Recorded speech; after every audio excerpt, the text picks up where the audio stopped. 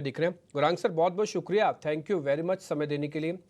Sir, बातें बहुत हो रही हैं कि देखिए बॉन्ड यील्ड ये हो गया, क्रूड हो गया, फलाना और ठिकाना, नेस्टेक का ब्रेकआउट हो गया, ये सारी चीज़ें ना मैं एक बार में पोटली में बांध के रख देता हूँ कॉर्नर में।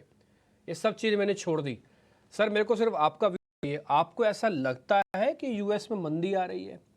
अगर आप मेरे को परसेंटेज में बता दोगे तो मेरा समझना और आसान हो जाएगा। जैसे आप मेरे से कहो जी 70% लगता है, 30% नहीं लगता, तो मैं समझ जाऊंगा आप क्या कहना चाहते हो। मेरे को आपको वन लाइनर चाहिए, एक्सप्लेनेशन नहीं चाहिए सर।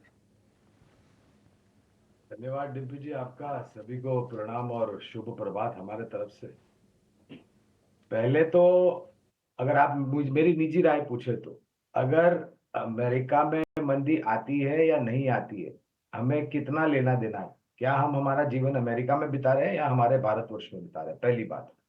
दूसरी बात, अगर अमेरिका में मंदी आती भी है तो मेरे ख्याल से ऐसे देशों की तरफ लोग आकर्षित होंगे जहां पर विकास दर स्थिर है और आगे बढ़ने की गुंजाइश है और महंगाई दर निरंतर नीचे आ रही है, यानी कि इन्फ्लेशन जिसे हम कहते हैं।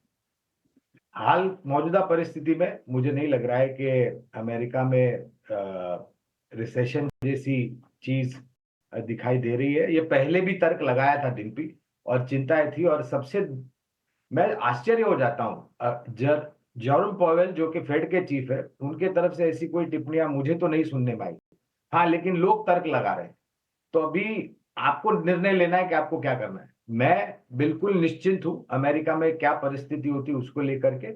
मैं हमारे भारतवर्ष के देश की परिस्थितियों को ढूंढूंगा, देखूंगा, और उसको देख करके मैं निवेश की राय दूंगा। और ये जो करेक्शन हमने देखा है डिम्पी भाई, छोटी मध्यम अवधि के लिए तो मैं सक्षम नहीं हूं अगर आप कारोबार करते हैं तो, लेकिन हाँ, अगर आप निवेशक हैं तो वो अब लिस्ट बाहर निकालने का मौका आया है, जहां पर आपने एक सूची बना करके रखी थी कि अगर बाजार गिरेगा तो हम इन शेयर में निवेश करेंगे। और शुरू कीजिए 20, 30, 40% प्रतिशत, जो भी आपकी जोखिम झेलने की क्षमता है, और फिर बाजार में अगर करेक्शन आता है तो आपको और भी निवेश का मौका मिलेगा। और एक बात बोलता हूँ डिम्पी जी, अगर 24,500 24,600 के आसपास जाकर निफ्टी घूम गया तो ये सभी तर्क जो लगा रहे हैं ना, वो भी घूम जाएंगे दूसरे तरफ।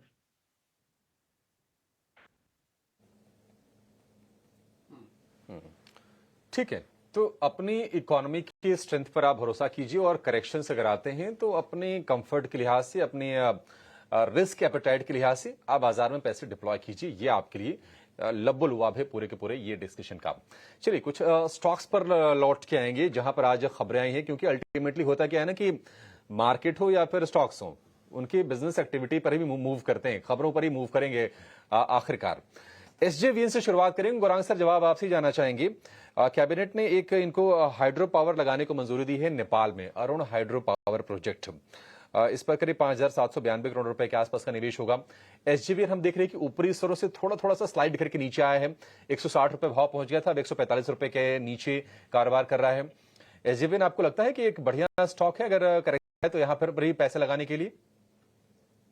अभिषेक, आपको भी प्रणाम और शुभ प्रभात हमारी तरफ से। तो एसजेवीएन और एनएचपीसी, ये दोनों की चर्चा कर लेते हैं, क्योंकि दोनों ही सरकारी कंपनियां हैं और दोनों ही ऊर्जा उत्पादन से जुड़ी हुई। 30 रुपए के बाहर निकलने के लिए 100 हाथियों की ताकत लग गई थी, लेकिन जब 30 रुपए के पार निकला तो वास्तविकता है कि ये 150 160 तक दोनों गए और फिर नीचे की तरफ के दायरे। जो जो नई मात्रा में ऊर्जा उत्पादन करने की बात सरकार ने की है, और जिस प्रकार से ये दोनों ही सरकारी कंपनियां जुड़ी हुई ऊर्जा उत्पादन से, भविष्य काफी सक्षम और सुरक्षित लगता है। लेकिन उसके साथ साथ मैं ये भी कहना चाहूंगा कि काफी लोगों ने यहाँ पर पहले से खरीदारी कर रखी है, तो नई खरीदारी करने की, बेचने की या बने रहने की तो मैं राय नहीं दूंगा, क्योंकि कवरेज नहीं है। लेकिन अगर आपको ऊर्जा उत्पादन से ही कंपनियां चुननी है तो मेरे हमारे हिसाब से Tata power, NTPC, JSW energy और सीईएससी, ये ऊर्जा उत्पादन कंपनियां जो हमारी खरीदारी की राय है। और मुझे लग रहा है कि एनटीपीसी क्षमता रखता है 550 के पार जाने के लिए, इंक्लूडिंग टाटा पावर।